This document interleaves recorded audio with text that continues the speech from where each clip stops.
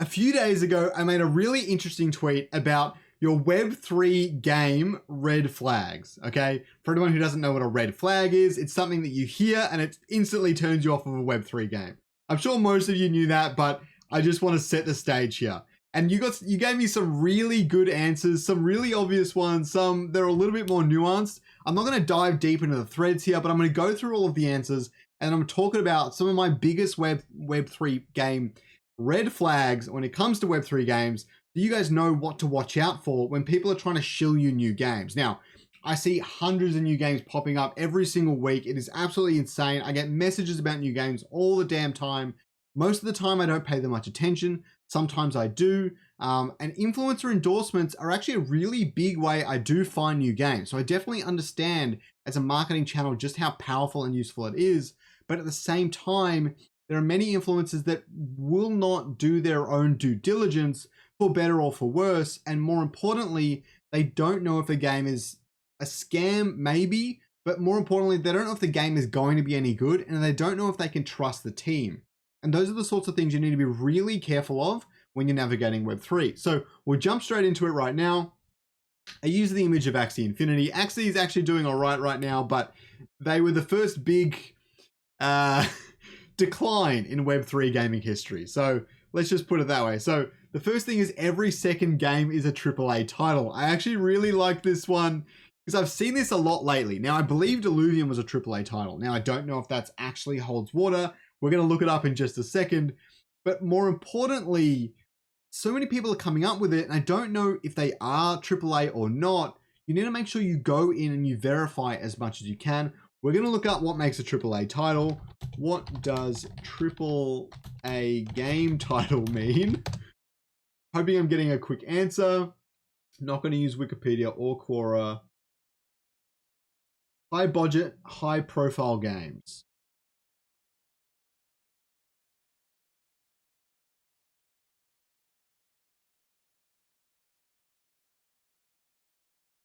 So basically, many are successful franchises. They're well known in the different industries and things like that.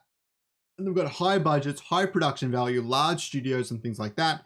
So I don't think any Web3 games exist, not even Illuvium, that you might be able to classify as a AAA game, but there aren't any strict guidelines, so there's nothing wrong with you claiming it as long as you can back up what you're saying. And most of these Web3 games just simply can't. It doesn't just come down to graphics. It comes to the depth of the gameplay, server capacity, the amount of different artists and devs and things you have working on the project to make sure it's a good one. And also if you have a longer lasting mindset. I think that's quite big. I think the big difference is, are you an indie game or are you a AAA game? And an indie game is quite easy to classify. A small team, they don't really plan on doing a sequel. It's a one-off game, a one-off title, and a one-off world. They can just keep going. But Illuvium is a very long-term project, a long-term plan. And at one point they had over 200 in their studio, which you could equate to some of the smaller studios of well-known AAA games. So it's definitely gunning for that title quite confidently. Breeding, that is a huge one. 99.99% of the time, breeding is an inflationary mechanic. Not always a bad thing. I mean, the fiat money supply is inflationary too. But when someone mentions their game has breeding, unless there's clear reason for a lot of people to want to play the game, look the other way and just run, okay? It is not worth your time. Promising one thing and delivering something else, saying the DAO decided to change it. Now, I do love DAOs as much as the next person, but sometimes you need to consider how that DAO has been formed. Was it elected by lots of different community members? Is it just an organization claiming to be a DAO?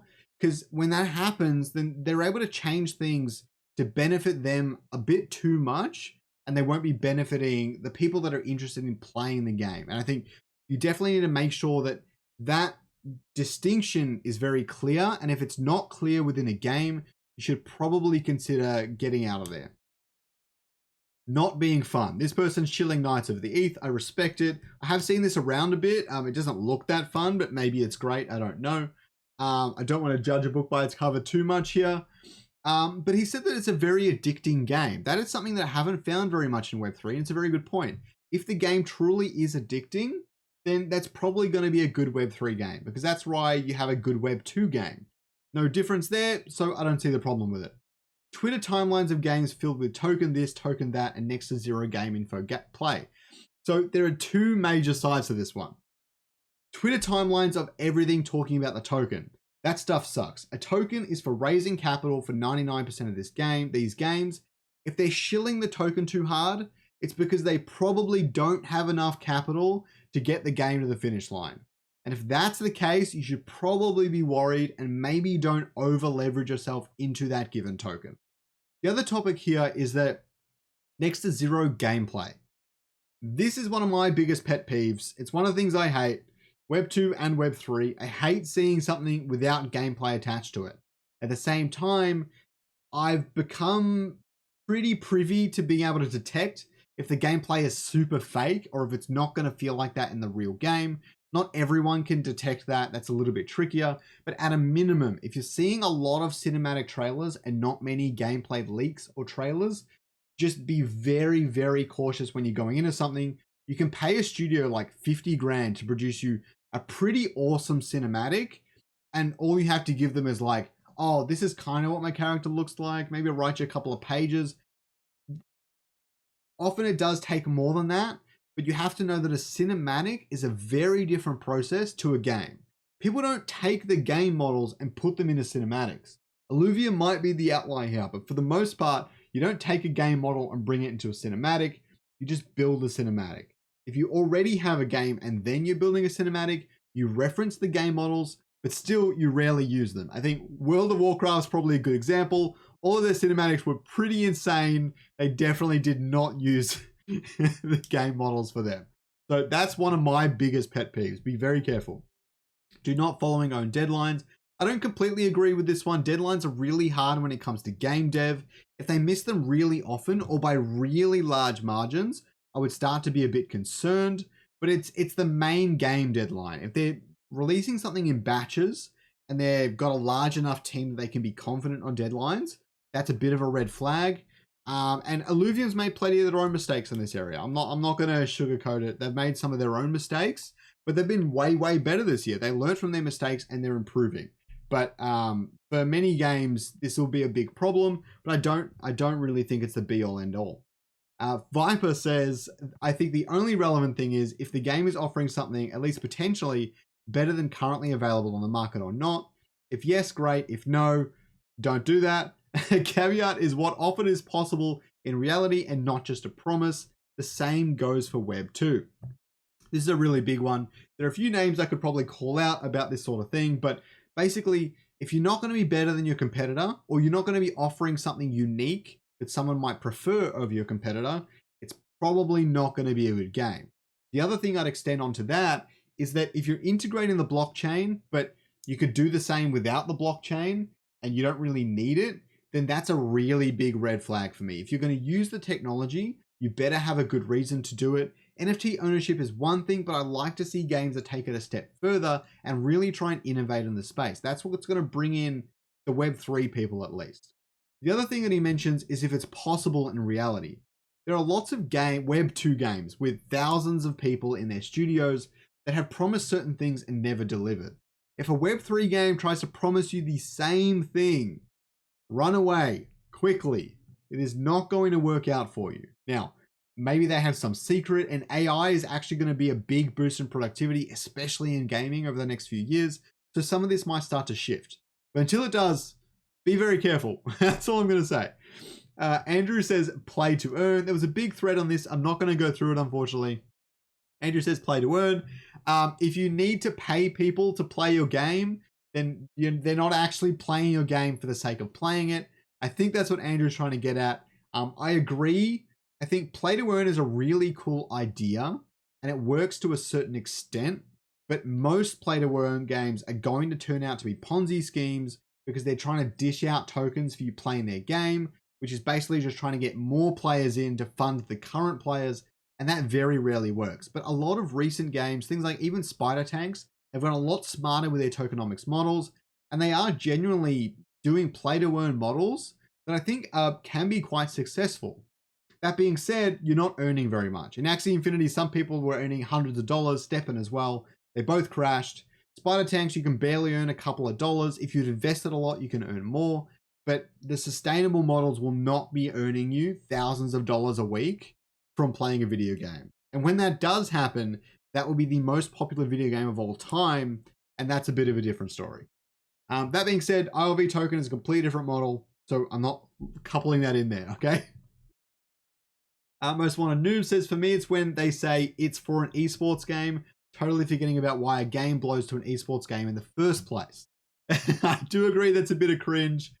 Everyone's trying to tag onto the esports theme because they think if you're esports, then you're going to be popular, whereas that's not really the case. It's the other way around. If you became popular, then it's easy to turn it into an esports game. All the esports games that I know of are all free-to-play games, or they're a small price to pay to get the game rather than keep playing. The exception might be Hearthstone, where they did a really good esports scene, whereas you did have to keep paying to play the game, but that's quite a... They were leveraging the World of Warcraft IP, so it definitely made their life a bit easier. So yeah, just the game has to be good to be esports. It can't just be esports from the beginning. We have a Discord community that can definitely be quite annoying. Having a broader community is definitely helpful, and Discord does feel very Web3. Web2 games don't really have that, but I definitely think it's a powerful feature of Web3. Being a DAO, there's a lot here. Roadmaps, tokens. It doesn't share numbers such as beta testers uses daily with the community. I don't know. I think there's a lot to say here. I think transparency is great, but it's very much a Web3 thing. And I'm trying to talk about ways that Web3 should be more like Web2, because Web2 is currently successful. But we won't know that until in the future. And maybe things like sharing beta testers would be a really valuable metric for a lot of people. Trade to earn mechanism, same as play to earn. And new players circulated the system. I talked about that before. Ponzi scheme systems. Community, no economy algorithm. Des from Yale who can only divide and multiply by 2. I spoke with Viper a little bit on this. This is quite an interesting topic where you get a lot of these people that are like, we have devs from Activision, Call of Duty, from Elden Ring, Project Red, and all that sort of stuff, and they're working on the game. To a certain extent, that has a lot of merit, especially in leadership roles where they're very familiar with how a game dev studio works. That's actually a really big green flag for me, is when you have people that were devs and understand the way development works in games, and they start to take on some of the leadership roles. It doesn't always work out. Michael Scott, for example, from The Office. But some of the time, I like the idea of the devs and the people that really understand how a game studio works leading some of these companies. As for working on those previous games, there's so little knowledge there that starts to bug me. When they say 10 years at Call of Duty, that's one thing. When they say worked at Call of Duty, what that tells me is they have some dude that's either was a janitor at Call of Duty for like an internship, or he worked at Call of Duty for a month before he ended up leaving because he wanted to go somewhere else or whatever. A person's rap sheet is only so good as what they can back it up with. So when it comes down to teams and what they're producing, I like to focus more on the work I've actually seen through leaks or other gameplay or discussions with the team themselves, rather than I did this, I did that, this is my resume. It doesn't resonate as much with me, but that might be more of a personal quirk, okay? So don't forget, guys, if you want to get Illuvium merch, Scoriox 5 at checkout on the Illuvium merch store, go check it out. I love you guys. Have a good one.